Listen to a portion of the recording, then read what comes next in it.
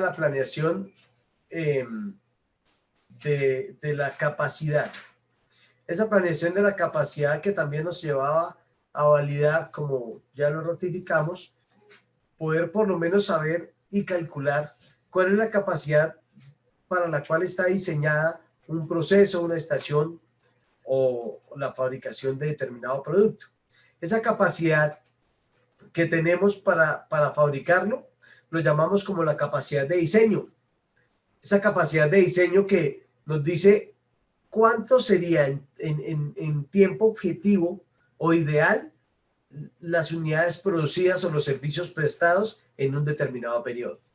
Pero también decíamos, oiga, los procesos, a menos que sean 100% automatizados, de pronto la merma en rendimiento y en productividad es mínima, pero cuando intervienen las personas y cuando dependemos del rendimiento de las personas, hablamos también de una capacidad efectiva. Y es que hay unos tiempos suplementarios que deben ser cargados a esas operaciones y que la misma Organización Internacional de Trabajo ha venido reglamentando, donde dicen, oiga, las personas no pueden responder como máquinas. Las personas tienen fatiga, las personas tienen necesidades fisiológicas y todas estas necesidades hacen que carguemos algún tiempo ideal, le tenemos que restar esos tiempos suplementarios de operación. Y eso nos da lo que es la capacidad efectiva. Pero hay una tercera capacidad que analizábamos también en esa planeación de la capacidad operativa, y es la capacidad real. Una cosa es la capacidad de lo que está diseñado el proceso. Otra cosa es la capacidad que tenemos efectiva si yo le reduzco todos los tiempos suplementarios o se los cargo al proceso para reducir en algo el porcentaje de productividad de ese 100% que es el diseño o la capacidad de diseño. Y viene en un tercer escenario la capacidad real, que es lo que realmente estamos sacando en ese determinado periodo. Las capacidades se pueden medir por horas, se pueden medir por turnos, se pueden medir por días, se pueden medir por semanas, dependiendo cuál sea el tipo de proceso, dependiendo cómo sean las operaciones en la organización, pues cargamos un periodo determinado para validar los tres indicadores. Un indicador de la capacidad de diseño que ya está calculado, pero otro indicador de cómo estamos efectivamente con respecto al diseño y cómo estamos realmente con respecto al diseño y con respecto a la capacidad efectiva. Y estos son los indicadores de capacidad operativa. Esta capacidad que si está por debajo de por lo menos un 70-75%, estamos siendo demasiado improductivos y por ende tendríamos que revisar el tema, revisar el proceso y hacer los ajustes a través de la mejora continua para poder eliminar esas pérdidas, eliminar esos desperdicios de tiempo para poder tener un proceso más productivo. Pero entonces en ese mismo orden de ideas veremos lo que es el tema de planeación de la capacidad. Ya lo estábamos viendo en la capacidad operativa, ahora veremos algunos conceptos y algunas especificaciones en lo que es la planeación de la capacidad y en qué momento planear, aumentar o disminuir, planear en adquirir nuevos equipos, y eso lo veremos a continuación. Algunas consideraciones para aumentar la capacidad. Cuando se proyecta añadir capacidad, es preciso considerar muchas cuestiones. Tres muy importantes son conservar el equilibrio del sistema. Cuando hablamos de conservación del equilibrio, hablamos de ese balanceo de líneas, y es que se mantengan armónicas sin que una vaya a entorpecer el rendimiento de la otra. La frecuencia de los aumentos de la capacidad, y es cómo vamos a manejar esas fluctuaciones, y el uso de la capacidad externa, que es cuando ya vemos que realmente no podemos internamente encontrar ese equilibrio o no podemos tener los aumentos de capacidad para atender la demanda y tenemos que de pronto recurrir a un outsourcing o a o a una subcontratación. Esos son tres aspectos supremamente importantes cuando hablamos de considerar el aumento de la capacidad. O sea, si yo voy a aumentar la capacidad, tengo que ver si se me van a desbalancear las líneas. ¿Qué quiere decir? Pues que una estación de trabajo produzca más que la otra. Y eso hace que no andemos al ritmo de la que produce bastante, sino de la que produce poquito, ¿sí? Y esos desequilibrios, pues hay algo que nosotros llamamos en producción que es la rata de salida. La rata de salida es que si tenemos, lo voy a poner en términos de confección, sin saber demasiado de confecciones. Pero si tenemos el proceso de corte y tiene una capacidad de producir 100 unidades diarias. El proceso de corte, 100 unidades diarias. El proceso de estampado tiene la capacidad de producir 120 unidades diarias. Pero la capacidad de ensamble, que es el que pega las piezas para armar camisetas, buzos, chaquetas, lo que sea que estemos confeccionando, tiene la capacidad de producir apenas 40 unidades. O sea que mi capacidad como organización, si tengo un equipo, una estación por cada uno de esos procesos, mi capacidad no son los 120 de estampado, mi capacidad no son los 100 de corte, mi capacidad de producción apenas está limitada a las 80 que tengo en ensamble o en costura. En ese ejemplo básico y patético que he colocado, podemos analizar que la rata de salida está hacia 40 unidades de producto al día, ¿sí? Si lo estábamos midiendo en un periodo de tiempo diario.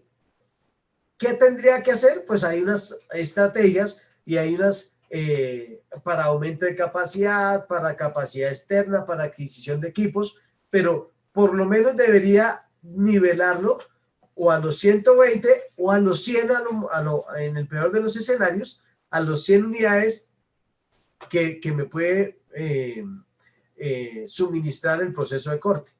Entonces, son decisiones que se tienen que tomar en esas consideraciones para aumentar la capacidad.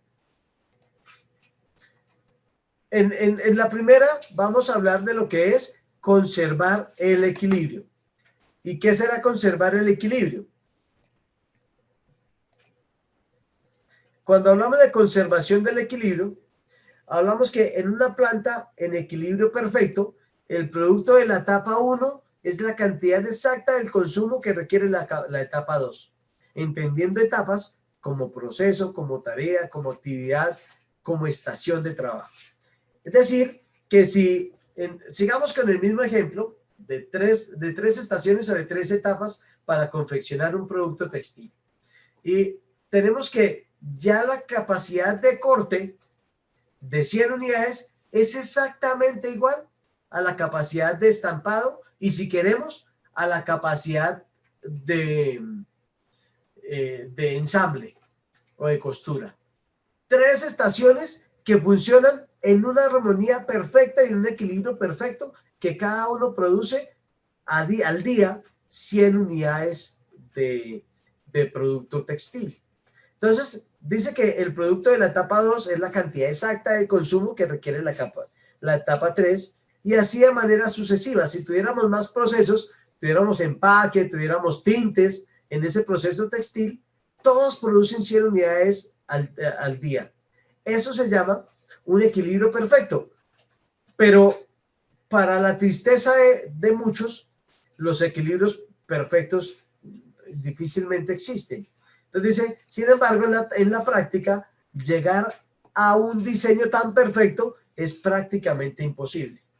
¿Por qué? Porque los procesos son cambiantes, y al ser cambiantes yo no puedo tener, o sea, al tener características diferentes, los rendimientos son diferentes. Y si voy a medir la capacidad de diseño de cada uno por separado, el diseño, recuerden que es esa capacidad teórica en unas condiciones ideales, donde no hay mermas por tiempos suplementarios, ni hay mermas por desperdicio de tiempos, sino que es una producción completamente esbelta, completamente equilibrada. Y si cada una de las estaciones me generaría 100 unidades de producto textil, de acuerdo al ejemplo que estoy dando, estaríamos diciendo que es un proceso en equilibrio perfecto, pero resulta que cuando vamos a estampar nos rinde más. Cuando vamos a cortar, ni por más que queramos optimizar el proceso, nos va a rendir menos. Y cuando vamos a hacer el proceso de ensamble, pues en el ejemplo que yo daba, que sacaba 40 unidades diarias, pues estamos hablando de que no alcanza a ser ni un 50% de lo que rinde con relación al corte, y la relación sería 3:1 con relación al proceso de estampado. Entonces, ahí viene por lo menos la imposibilidad de hablar de equilibrios perfectos. Pero entonces, ¿cómo conservar el equilibrio de un sistema? Una razón que explica lo anterior es que los mejores niveles para operar correspondientes a cada etapa suelen ser diferentes. Exactamente lo que les estaba explicando en cuanto a la relación de rendimientos o de productividad, de corte, de estampado y de costura o de ensamble. Por ejemplo, el departamento 1 operaría con suma eficiencia dentro de un rango entre 90 y 110 unidades por mes. Otro ejemplo que estamos dando a través del texto. Mientras que el departamento 2, la siguiente etapa del proceso, es más eficiente de un 75, a 85 unidades por mes. Y viene el departamento 3, que trabaja mejor dentro de una banda de 150 a 200. Vea que ya estamos con unos rangos totalmente diferentes, y eso es lo que se encuentra uno en los procesos productivos reales. Que una etapa o que un proceso tenga un rendimiento de 90 a 110, que el otro tenga entre 75 y 85 y que el otro tenga entre 150 a 200. El mismo ejemplo que yo coloqué, que mientras cortábamos a 100 unidades diarias, estampábamos a 120, pero apenas ensamblamos 40 unidades. Entonces, ¿qué pasa cuando se encuentra eso? Hay varios caminos para atacar ese desequilibrio. Es decir, nosotros podemos adoptar ciertas estrategias para minimizar esas diferencias y poder darle una armonía al flujo continuo de producción, buscando siempre el equilibrio. En ese equilibrio que pretendemos, hay por lo menos 3 escenarios también para validar y tomar decisiones. El primero es, uno consiste en sumar capacidad a las etapas que son cuellos de botella. Lo anterior se puede hacer tomando medidas temporales, como programando horas extra, arrendando equipos o adquiriendo capacidad adicional por medio de subcontrataciones. Entonces nosotros tenemos un cuello de botella, que eso se llama el represamiento de producción, la rata de salida que nos da en el ejemplo que yo estaba colocando, de 40 unidades con respecto a 100 y 120 de las demás etapas. A eso lo llamamos un cuello de botella. Entonces podemos afirmar que en el ejemplo de la empresa textil, el proceso cuello de botella es el ensamble o costura. Ese cuello de botella debe ser atacado, digamos que a manera de solución temporal, aumentando el inventario. Puede ser una, ¿sí? ¿A través de qué? Horas extras. Entonces, mientras trabajamos 8 horas cortando, trabajamos 10 horas o 12 horas hasta equilibrarlo, si es posible, ensamblando. Y lo mismo con el tema de estampado. El estampado decimos que tiene un rendimiento de relación de 3:1. Yo puedo llegar a producir en un solo turno de estampado, producirlo de 2 turnos de costura. Pero la productividad del negocio no es, entonces ponga a producir un día y que ese operador vaya y ayude en el otro proceso, porque estaríamos acomodándonos al cuello de botella, y ese no es el objetivo dentro de la optimización de producción. O sea, yo no puedo optimizar operaciones pensando en que los que son productivos terminen y venga la ayuda del que no es productivo, pero seguimos sacando las mismas cantidades. Es cómo puedo yo aumentar sin sacrificar a los que tienen un rendimiento superior en cuanto a la productividad o entre la capacidad instalada. En ese orden de ideas, les agradezco el micrófono. En ese orden de ideas,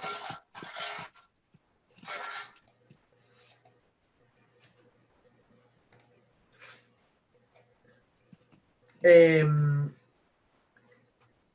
ese orden de ideas les decía, tenemos que generar algún tipo de estrategia, no para que los de 100 y 120 como rendimiento en capacidad se acomoden al de 40, sino que el de 40 se tiene que acomodar a la productividad de 100 o 120 para poder equilibrar la producción y obtener la máxima capacidad.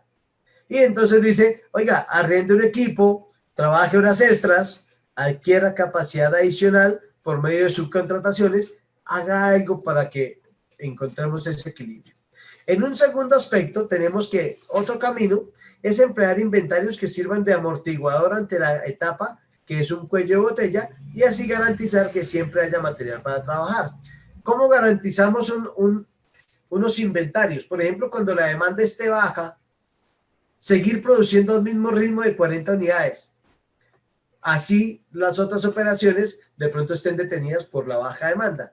Pero si yo garantizo, Joana Ordóñez, te agradezco, por favor, silenciamos. Si yo garantizo que la producción siempre esté en flujo para ese cuello de botella, cuando estemos ya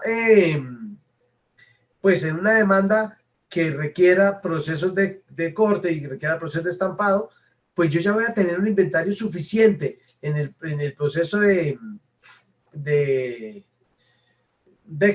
ensamble y de pronto vamos a equilibrar. Entonces ya ensamble va a empezar a consumir las mismas cantidades que se están produciendo, estampando, van a tener las mismas cantidades de estampado porque ya hay un inventario acumulado. El problema es que aquí si corte precede el proceso de ensamble, tendríamos que buscar otra estrategia, porque yo no puedo aumentar un proceso de algo que todavía no he cortado.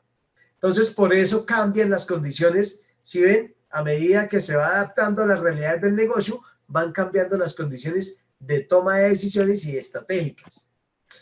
Viene también un tercer enfoque que es ampliar o duplicar las instalaciones del departamento del que depende otro departamento. Eso sí es sencillo. Entonces, en el caso de yo estoy produciendo corte, estoy produciendo estampado y estoy produciendo ensamble.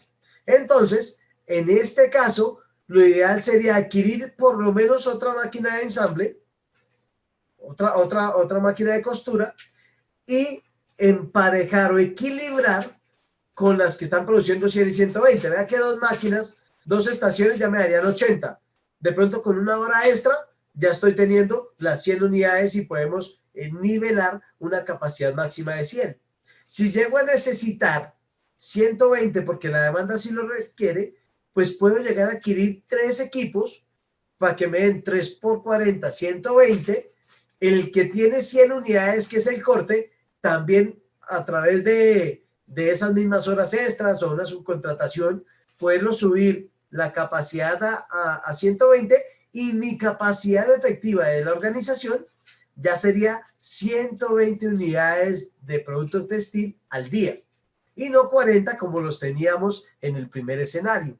Entonces, por eso son varios los caminos que se deben tomar para desequilibrar, para equilibrar por lo menos esas líneas. La frecuencia de los aumentos de capacidad, que era el otro factor. Entonces, cuando se suma capacidad, se debe considerar dos tipos de costos. El costo de escalar la capacidad con demasiada frecuencia y el costo de hacerlo con demasiada poca frecuencia. Escalar la capacidad con demasiada frecuencia es muy costoso, ¿sí? es decir, cómo nos podemos acomodar a esa demasiada frecuencia que en últimas puede llegar a resultar un sobrecosto para la organización. Los costos directos incluyen retirar y sustituir el equipo viejo y capacitar a los empleados para usar los nuevos equipos. Además, es necesario comprar el nuevo equipamiento y muchas veces por una cantidad considerable mayor al precio de venta del viejo. Estamos acomodándonos a ¿qué? A esa capacidad. Entonces, decir, no, vea, nosotros estamos ensamblando, pero es que tenemos una máquina de hace 15 años y por eso es que no llega a sacar más de 40 unidades de ensamble de esa pieza textil al día, porque es una máquina que no rinde. Ah, no, pues entonces vamos a aumentar la capacidad a través de obtener un equipo de máxima frecuencia. Pero esa máxima frecuencia puede llegar a generar un costo que en últimas, pues hay que meterlo también en otra balanza sobre costo-beneficio para saber si vale la pena o si tomamos mejor otras decisiones. Por otro lado, escalar la capacidad con demasiada poca frecuencia también es muy costoso. Una expansión poco frecuente significa que la capacidad se adquiere en bloques más grandes. El exceso de capacidad que se haya adquirido se debe asentar como un gasto fijo hasta que sea utilizado. Es aumentar, o sea, seguir asumiendo las 40 unidades que teníamos de rendimiento, pero absorberlas a través de un exceso de inventario y que esa capacidad también genera otro costo. Las fuentes externas de capacidad. Entonces, en ese tercer factor que por allá veíamos de aumento de capacidad, está a través de fuentes externas. Dice que en algunos casos tal vez resulte más barato no aumentar la capacidad en lo absoluto, sino recurrir a alguna fuente externa de capacidad ya existente. Dos estrategias que suelen utilizar las organizaciones son la subcontratación y la capacidad compartida. Un ejemplo de subcontratación es el caso de los bancos japoneses de California que subcontratan las operaciones de compensación de cheques. Un ejemplo de capacidad compartida sería el caso de dos líneas aéreas nacionales que recorren diferentes rutas con distintas demandas estacionales y que intercambian aviones obviamente que repintados, que organizados, cuando las rutas de una son muy utilizadas y las de la otra no. Un nuevo giro en las líneas aéreas que comparten rutas es utilizar el mismo número de vuelo, aun cuando la compañía cambia a lo largo de la ruta. Esto a manera del texto que está compartido en lo que es el documento de administración de operaciones. Se lo voy a colocar en un ejemplo dado por mí, donde podemos llegar a decir que una estrategia de la capacidad de subcontratación es que nosotros, por ejemplo, en algún momento de esta pandemia, empezamos a producir unidades sanitarias. Y esas unidades sanitarias para lavado de manos fue creciendo y creciendo porque la gente, los locales comerciales, hospitales, administraciones municipales y de todos los entes territoriales empezaron a adquirir y en algún momento nuestra capacidad de producir unidades sanitarias o estaciones de lavado de manos reventó a la máxima capacidad. Ya no habían horas extras que llegaran a compensar esa demanda alta. Entonces recurrimos a que otra organización nos hiciera determinados procesos. Esa es subcontratarlo. Entonces nosotros teníamos un cliente que nos compraba y nosotros fabricábamos lo que podíamos y aumentábamos la capacidad a través de esa subcontratación también de fabricación. Hay otra que es la capacidad compartida. Entonces yo podría decirle, no sé, a otra persona que no fabrique unidades sanitarias ni estaciones de lavado de manos ni nada de esto, sino que tenga equipos para producir carrocerías. Entonces yo le digo, oiga, ¿por qué no compartimos los equipos, compartimos las instalaciones que usted tiene subutilizadas, porque en pandemia no se fabricaron o la demanda de carrocerías no era la mejor, y esa capacidad que usted tiene la juntamos con la mía y hacemos una capacidad compartida para fabricar este determinado producto que la demanda está solicitando. Eso es como para entender cuáles serían los escenarios o las fuentes externas para aumentar la capacidad y que se presenta en esas dos funciones, en la función de subcontratación y en la función de capacidad compartida. Viene un esquema de lo que sería esa expansión de la capacidad frecuente versus la poco frecuente. Cuando hablamos de una capacidad frecuente es porque esa demanda o ese volumen de producción se está dando en una frecuencia pues repetida, en una frecuencia que ya nos debe llevar a tomar una decisión, ¿sí?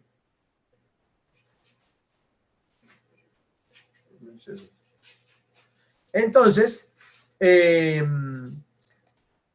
viene el tema de esa capacidad que, o esa demanda que es poco frecuente. Entonces, de pronto, a hoy ya fabricar unidades sanitarias, como todo el mundo ya tiene, ya la demanda es supremamente baja. Entonces, son equipos que no tienen recambio por uso, o sea, no se agotan.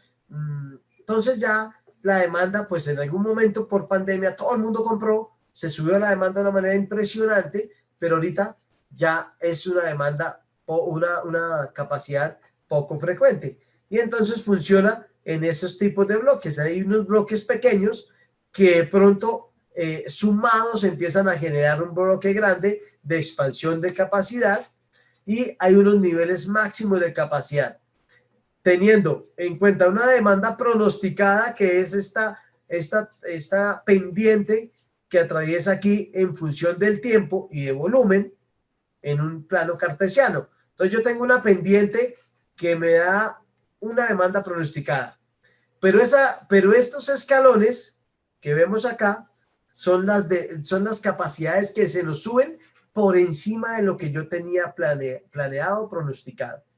Y esas expansiones frecuentes son las que digo que dependiendo cómo sean, si es frecuente, si es poco frecuente, pero que se siguen en algún momento determinado afectando mi capacidad para atender esta demanda, pues tendré que tomar alguna decisión.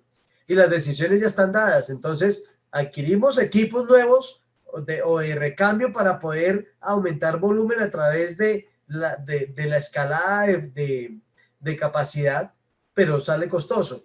Adquirimos demasiado inventario para poder absorber estos picos. Esto se entendería como un pico, que yo vengo aquí con un pronóstico, cuando se sube repentinamente, vengo acá con otro pronóstico y se sube repentinamente el volumen de producción. ¿Eso qué hace? Yo puedo tener la otra, tener que es el de absorber la baja capacidad, la demasiada baja capacidad, por ahí decía el texto, pero que todavía me dé la capacidad y el chance de absorber estos picos sin necesidad de recurrir ni a comprar equipos ni a subcontratarlos. Pero eso es costoso. Y entonces viene la otra que era la capacidad compartida o la de subcontratación.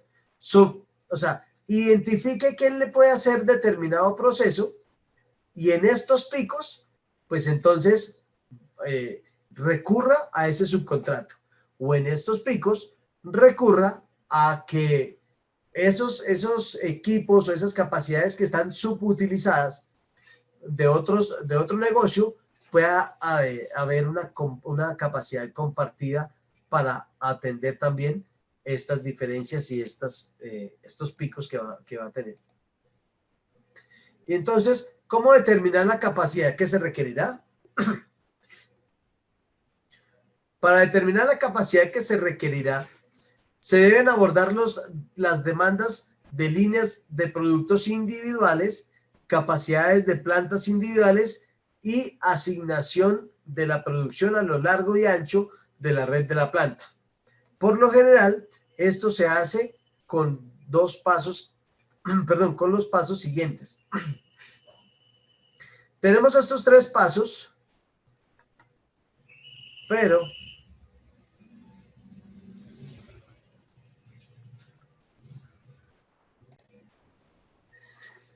entonces decía cómo determinar la capacidad que se requerirá. Para determinar la capacidad que se requerirá, se debe abordar las demandas de las líneas de productos individuales, capacidades de plantas individuales y la asignación de producción a lo largo y a lo ancho de la planta. Por lo general, esto se hace con los siguientes pasos. 1. Usar técnicas de pronósticos para prever las ventas de los productos individuales dentro de la cadena de productos. Cuando hablamos de utilizar cualquier técnica de pronóstico, es que por lo menos el departamento de ventas debe saber a través de un estudio de mercado y un análisis de mercado y de demanda cuánto se espera vender en determinado tiempo. Eso es lo primero que debemos hacer si queremos definir cuál es la capacidad que vamos a necesitar en ese determinado periodo. Si ventas dice que tenemos un pronóstico de 100 unidades mensuales, pues tendremos que acomodar nuestras capacidades a lo que el pronóstico de ventas está hablando, a lo que está comunicando, que está dado a través de 100 unidades mensuales según el ejemplo. Hay un segundo escenario donde dice que calcular el equipamiento y la mano de obra que se requiere para cumplir los pronósticos de las líneas de producción. Ya hicimos en la primera tarea, que era pronosticar cuáles son las ventas. En una segunda tarea, bueno, en un segundo factor, tenemos calcula el equipo y la mano de obra que requiere para cumplir lo que está diciendo el pronóstico. Y en tercer aspecto, es proyectar el equipamiento y la mano de obra que estará disponible durante el horizonte del plan.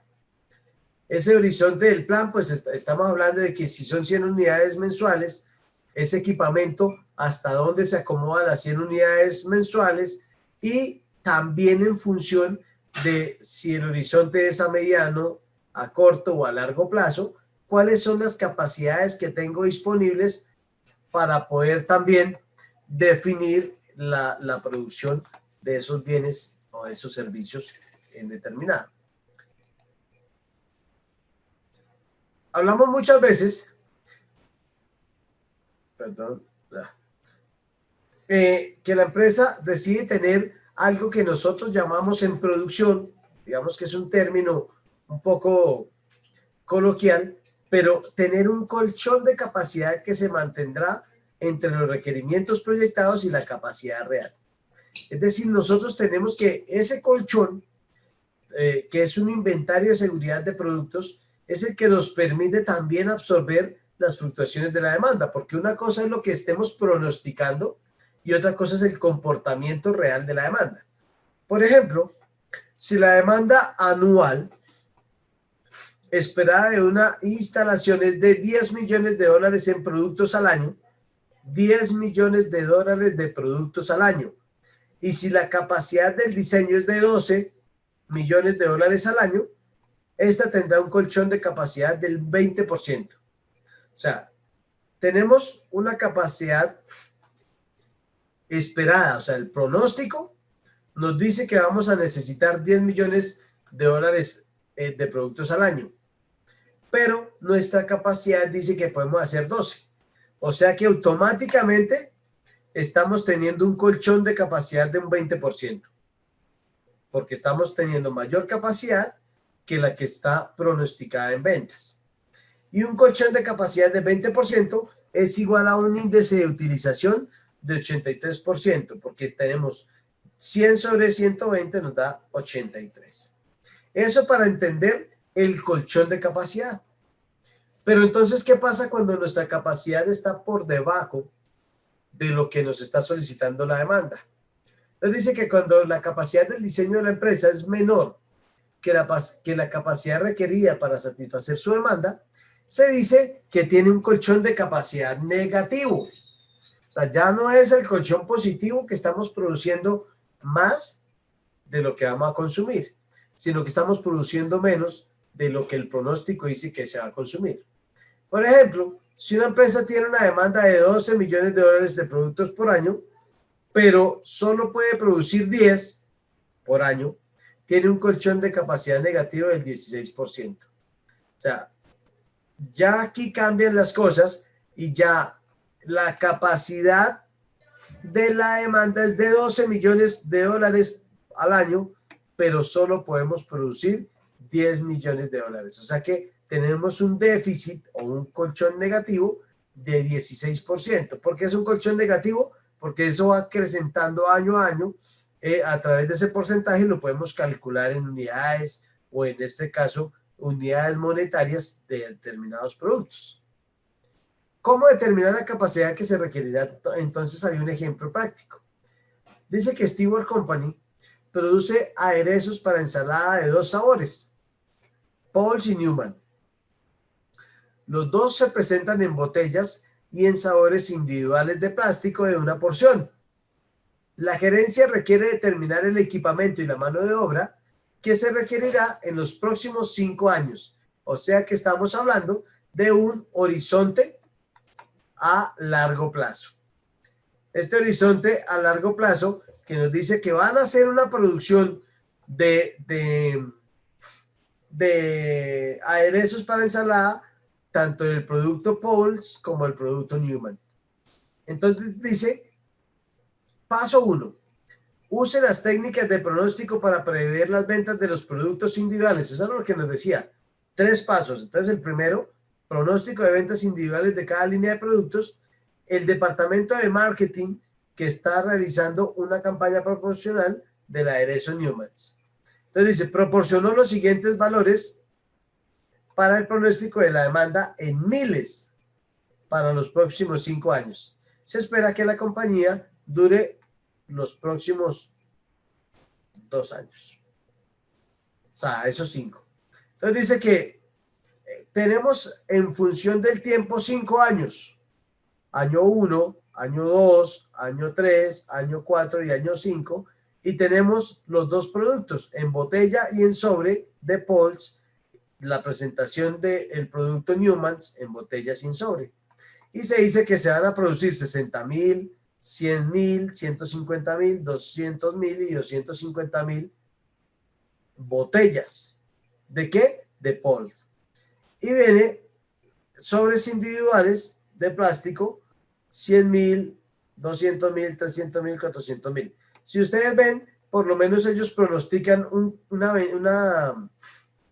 demanda creciente y una creciente que está regulada, en el caso de las botellas, de 50,000 por año en aumento en ventas y en el caso de los sobres de plástico en 100,000 por año. En el producto Newmans tenemos 75, 85, 95, 97 y 98,000 para cada uno de los años respectivamente de botellas, y en sobres tenemos un incremento los 3 primeros años de 200,000 porque va de 200 a 400, de 400 a 600, y ahí viene digamos que se estanca el crecimiento y viene apenas hasta 650,000 y 698,000. Este es el primer paso que se tiene que hacer para poder calcular la demanda. Venda cigarrillos, venda camisas, venda zapatos, venda carros. Tenemos que tener un pronóstico de lo que va a hacer la demanda, porque a partir de esta demanda, de estos pronósticos, es que nosotros tomamos decisiones de acuerdo a cuál es la capacidad que voy a requerir o a necesitar para satisfacer estos pronósticos. Entonces viene el paso número 2. Calcula el equipo y la mano de obra que se requerirán para cumplir con los pronósticos de las líneas de productos. Hay 3 máquinas disponibles y cada una puede empacar un máximo de 150,000 botellas al año. 3 máquinas, 150,000 botellas al año. aquí ya tenemos 60.000 y 75.000, podemos divinamente cumplir al año porque no alcanzamos a 150. Y acá se empieza a poner un poco complicada la situación de capacidad, porque ya tenemos que para el año 2 estamos sobrepasando en 35.000 la sumatoria de los dos productos y terminamos pues con un déficit en 5 años supremamente por debajo porque se producen 150.000 y la sumatoria 300, bueno, 348.000 creo que da. Entonces, ahí dice un dato que hay 3 máquinas disponibles y cada una puede empacar máximo. Pero son 3 máquinas. Entonces ahí ya pensé que era una. Ahí dice 3 máquinas, entonces no recordaba. Y ahí tenemos hasta 450.000. Listo. Cada máquina necesita 2 operadores y puede producir botellas de aderezo Newman y también Pauls. Hay disponibles 6 operadores para las máquinas de botellas. Además, hay disponibles 5 máquinas que pueden empacar cada una hasta un máximo de 250.000 sobres individuales de plástico al año. Máximo. Y hay apenas 5 máquinas disponibles. Entonces, volvamos a la tabla. Tenemos 300.000 y la máxima que vamos a tener es de 500.000 y 680.000. Da como que 11.080, no sé. Ayúdenme a sumar, por favor, ahí, bueno.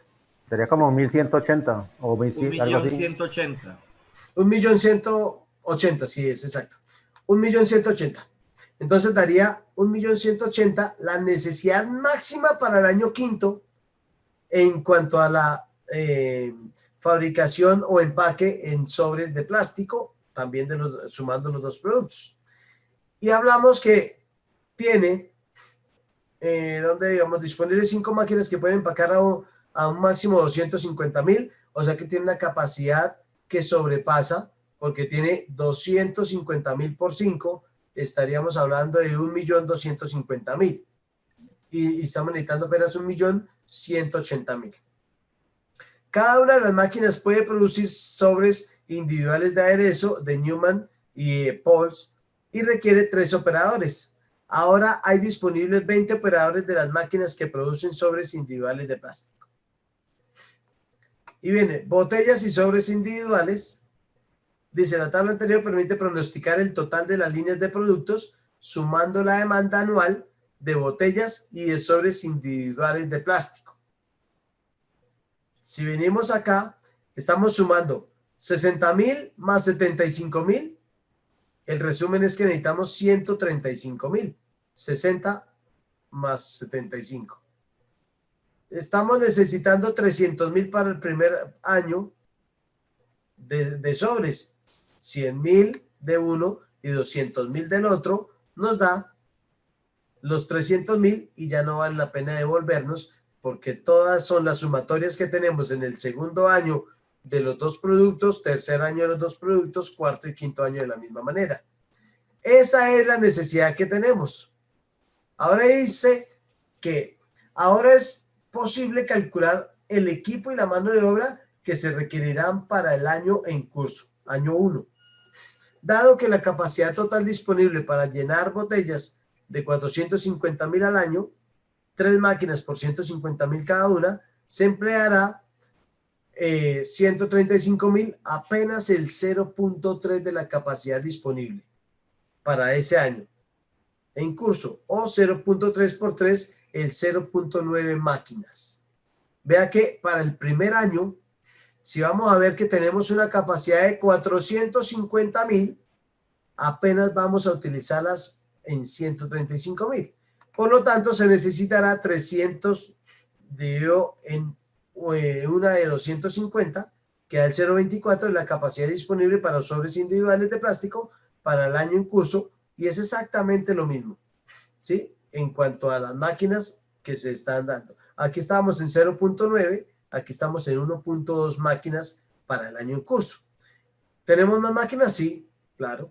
entonces estamos sobrepasando el pronóstico.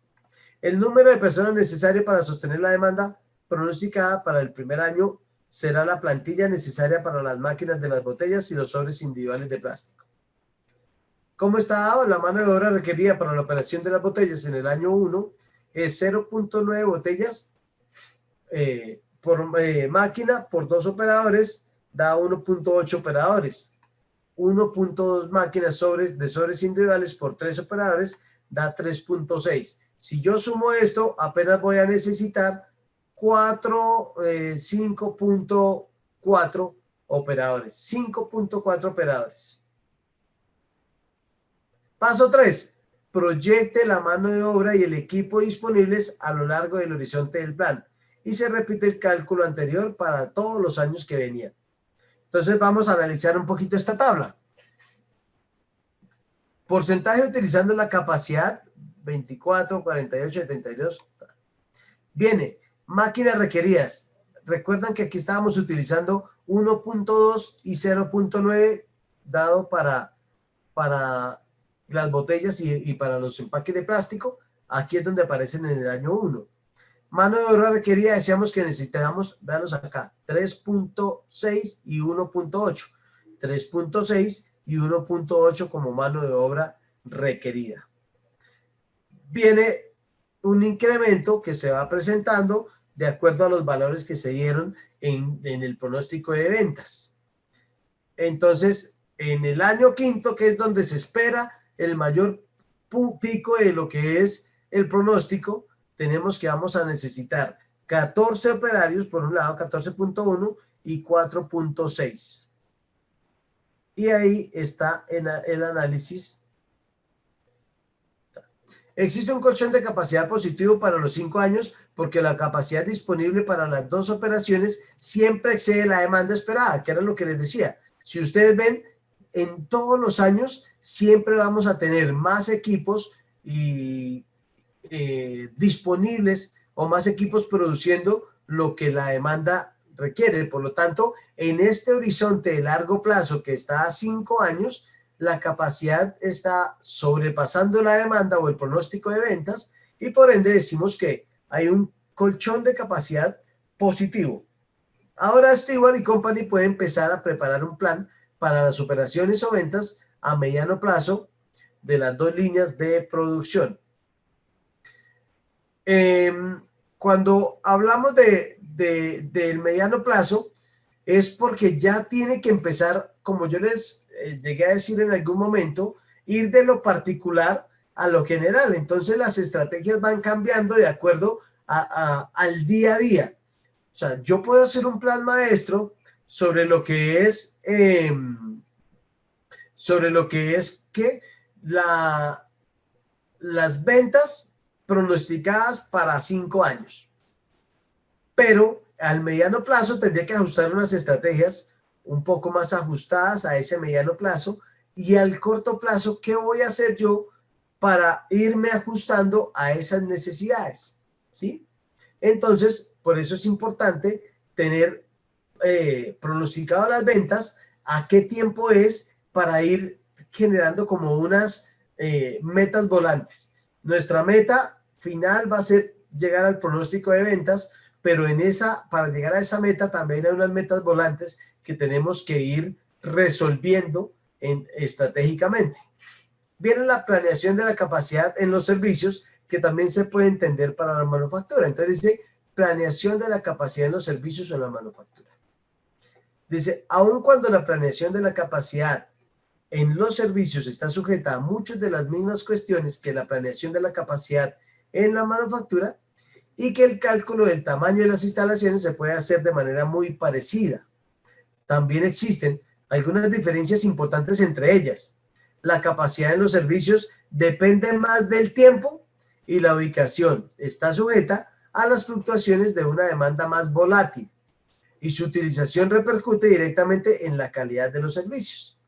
Entonces, digamos que esa planeación de la capacidad en cuanto a servicios son muy similares, pero sin embargo, cuando hablamos de manufactura también hablamos demasiado de equipos, hablamos demasiado de de recursos como materias primas, como materiales, hablamos como de instalaciones también para procesar, para manufacturar o fabricar, y instalaciones para almacenamiento de materiales, de materias primas, de insumos y de producto en proceso y producto terminado.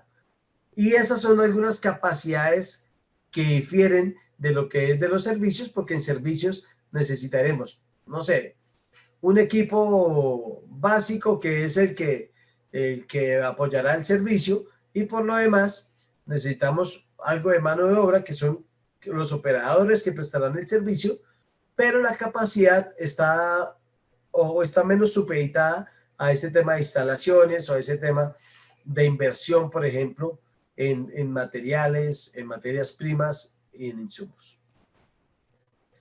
Viene un par de factores supremamente importantes para tener en cuenta en lo que es la planeación de la capacidad.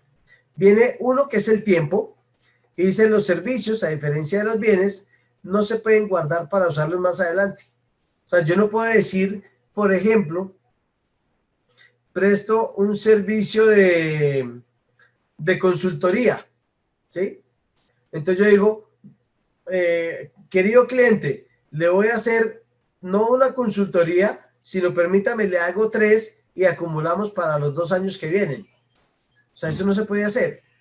Entonces, no se pueden acumular. Y debe haber capacidad disponible para producir un servicio en el momento que se necesita. Imaginémonos uno más básico.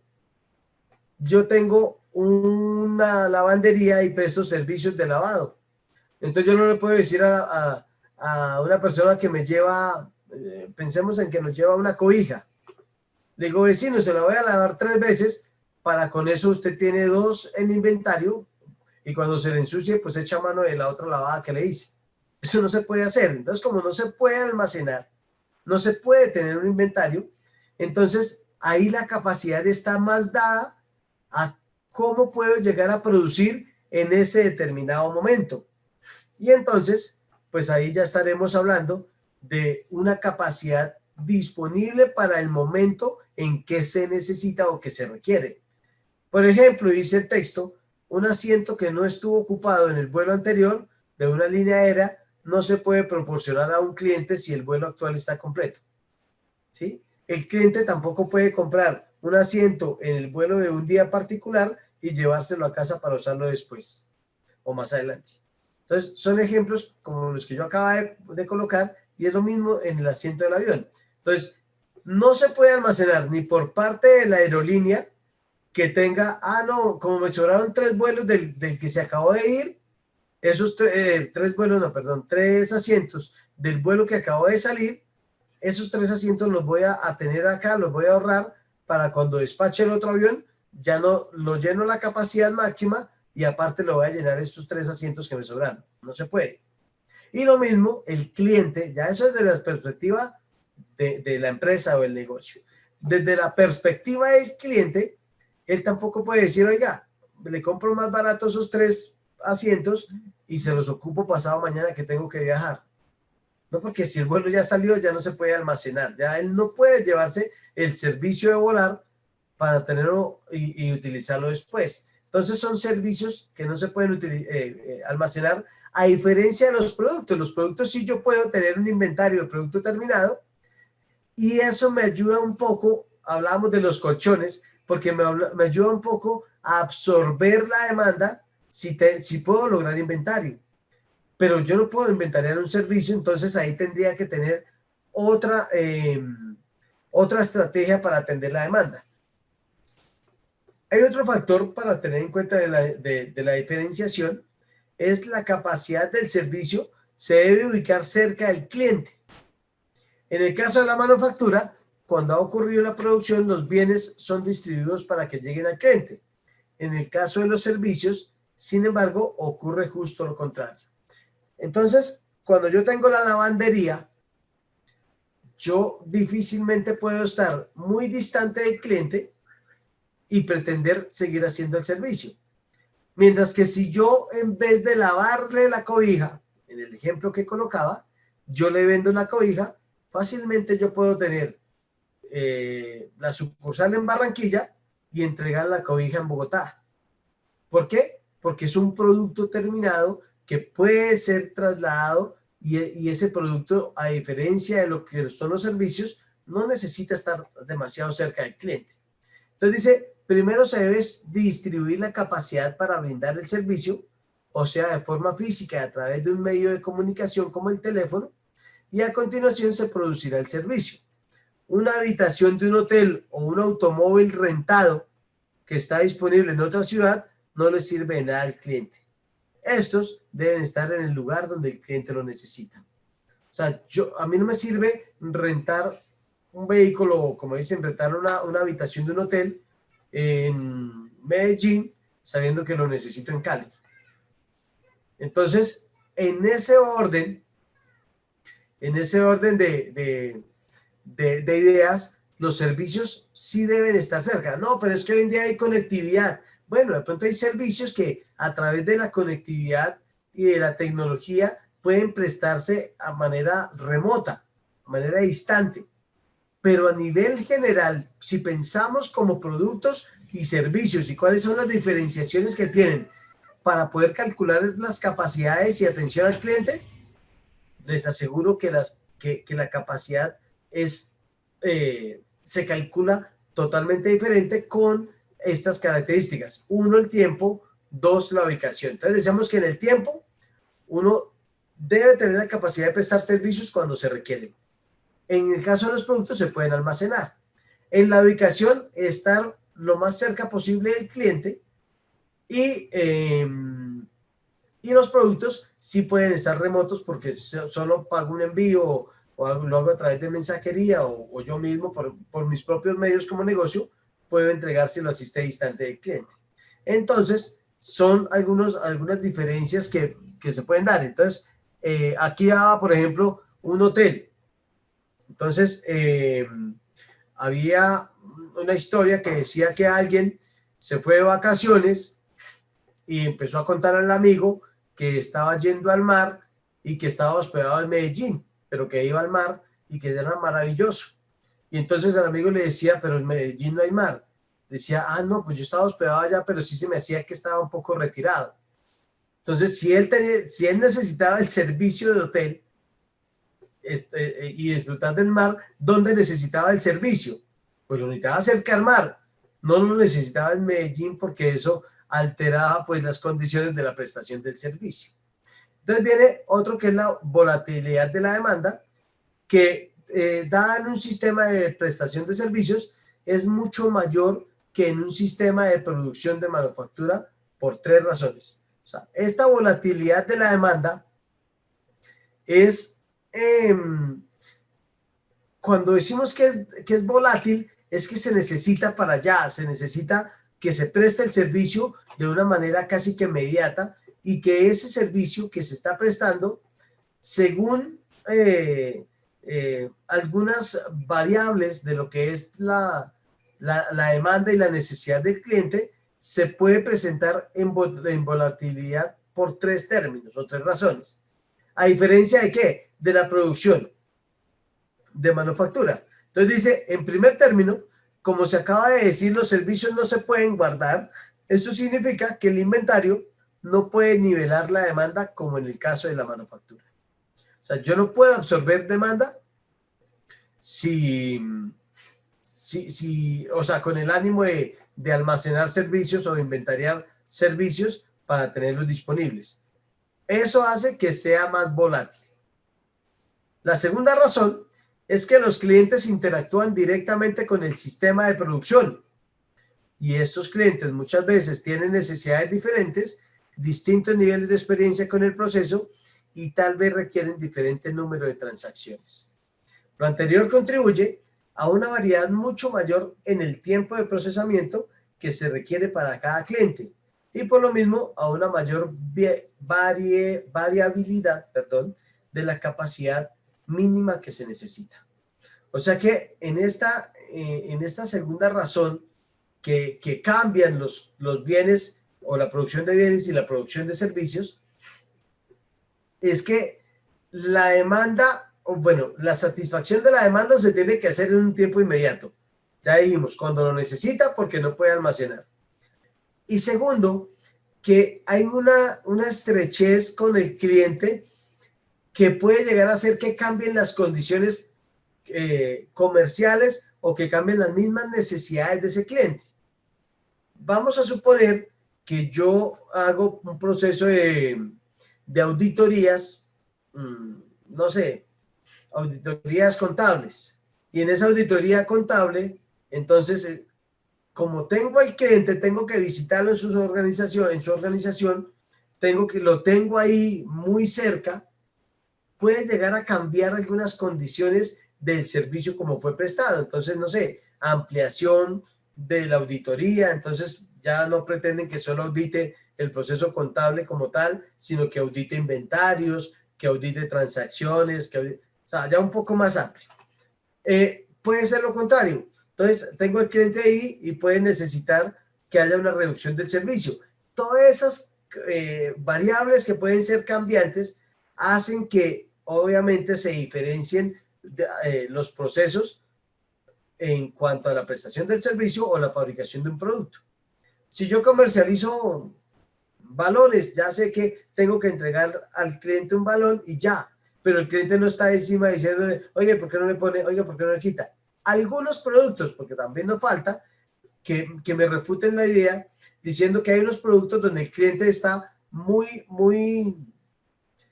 digamos que muy estrecho a la producción, perdón, a la producción, y pues de pronto puede llegar a haber algo cambiante.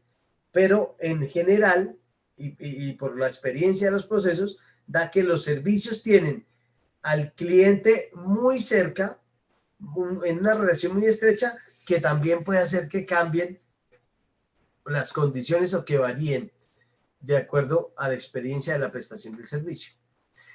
Bien, la tercera razón que dice que explica la mayor volatilidad de la demanda de los servicios, que es que el comportamiento de los consumidores le afecta directamente.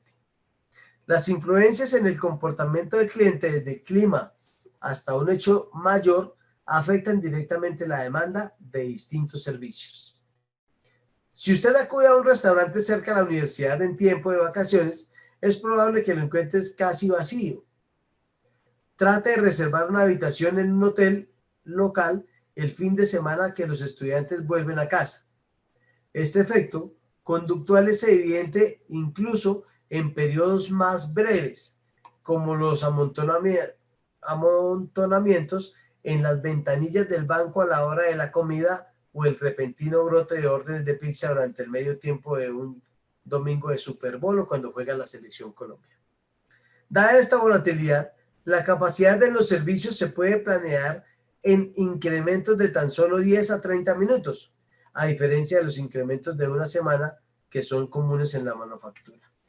O sea, cuando estamos prestando un servicio, tenemos que ser supremamente ágil y supremamente flexibles para adaptarnos a esas necesidades de la demanda. Entonces, ya no podemos almacenar, ya no podemos tener esos largos inventarios que podemos, aquí habla de una semana, pero podemos tener inventario para 2, para 3, para un mes, dependiendo del producto que estemos hablando. Y dependiendo del servicio, ya ahí sí no podemos, por más que el servicio permita almacenarlo, no podemos hablar demasiado tiempo. Y entonces habla que puede llegar a variar incluso el consumo de entre 10 a 30 minutos. Puede llegar a variar. El consumo, o sea, yo no puedo, ni puedo almacenar, pero sí tengo que tener una capacidad disponible para estas subidas de demanda, para esas bajadas de la demanda, sin que afecten tampoco mi estructura de costos, porque yo no puedo tener todo un batallón de operadores esperando a poder atender unos servicios en un determinado momento. Ustedes se imaginan, por ejemplo, un banco que tenga 3 cajeros en promedio. Entonces decir, oiga, no, los fines de mes y a la hora del almuerzo, que todo el mundo sale a pagar sus facturas y hacer sus depósitos, ya no vamos a tener 3 cajeros, vamos a tener 14, vamos a tener 25 y vamos a atender al cliente supremamente ágil. Esto no se puede dar. Y si se da, no sé, el incremento en un 20, en un 30% es demasiado. ¿Qué se hace? Pues acomodar todas esas estrategias de una manera como unas fichas de un rompecabezas, que siempre buscando, obviamente, que la atención del cliente, la atención de la demanda, pero buscando también la optimización de los procesos para la organización. Dice que la utilización de la capacidad y la calidad está dada a través de la planeación de los niveles de capacidad en los servicios y se debe tomar en cuenta la relación diaria entre la utilización del servicio y la calidad del mismo. O sea, no por la volatilidad de la demanda, vamos también a sacrificar la calidad de la prestación de los servicios. Entonces, hay una ilustración que presenta una situación de servicios planteada en términos de una línea de espera. Como han señalado Highwood Former y Knowledge, el mejor punto para operar es el cerca del 70% de la capacidad máxima. O sea, ese es el mejor punto para poder estar cerca de la capacidad máxima de la prestación de servicios. Esto basta para mantener ocupados a los servidores, pero permite tiempo suficiente para atender a los clientes individualmente y tener una cantidad suficiente de capacidad reservada como para no producir demasiados dolores de cabeza administrativos. Lo que le decía, no es tener tampoco un batallón completo de cajeros para esos días y esas horas pico que la gente pretende hacer sus transacciones bancarias. Y esta es, en parte, esta ilustración que nos hablaba la presentación. Entonces dice, en la zona crítica, los clientes pasan por el principio del sistema, pero la calidad del servicio disminuye. Por encima de la zona crítica, la línea crece y es probable que muchos clientes jamás lleguen a ser atendidos. Entonces, esta es la zona de ausencia de servicio, la zona crítica y la zona de servicio. ¿Por qué? Porque está medida en nivel de servicio y el índice de la llegada de nuevos clientes. Si yo tengo este pronóstico, este cuadrante que vemos acá en nuestro plano, hay una zona crítica que puedo llegar a atender, vea, del 70 al 100, o sea, una flexibilidad, pero hay una zona donde realmente me queda completamente difícil de atender la demanda. Y en ese caso, pues entonces se buscarán pues otras alternativas o se asume pues la pérdida. No puedo atenderlos a todos los clientes que llegaron repentinamente, entonces tendré que asumir la pérdida o la no atención de esos clientes. Como conclusiones, tenemos que la planeación estratégica de la capacidad implica una decisión de invertir en la cual de las capacidades de recursos deben coincidir con el pronóstico de la demanda a largo plazo. Como se ha explicado, algunos de los factores que se deben tomar en cuenta para predecir si se aumenta la capacidad son los que manejan en sí el pronóstico, manejan la capacidad y manejan el plan estratégico, bien sea en horizonte de corto, mediano y largo plazo en cuanto a la fijación de capacidades de prestación de servicios o en la capacidad de producir un producto.